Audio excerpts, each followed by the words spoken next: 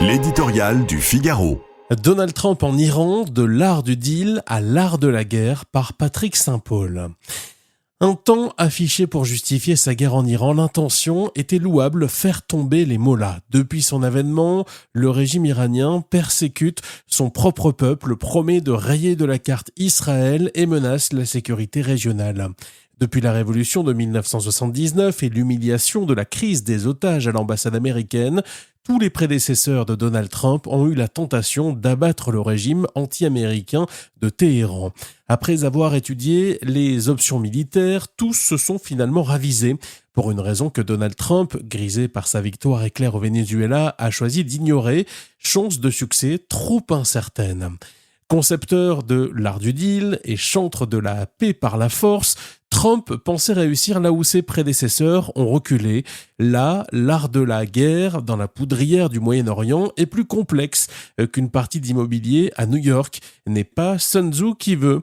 Décapité au premier jour du conflit, le régime iranien est toujours là. Obsédé par sa survie, il préparait l'affrontement depuis des décennies.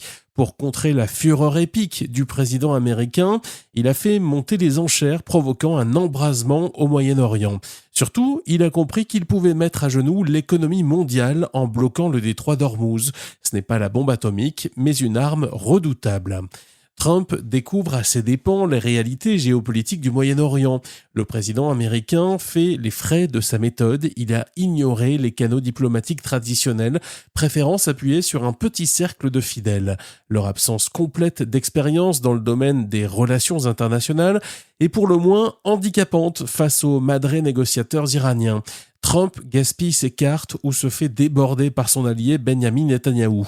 Résultat, s'il obtient finalement un deal, il est peu probable que celui-ci sera meilleur que l'accord nucléaire d'Obama, déchiré de ses mains.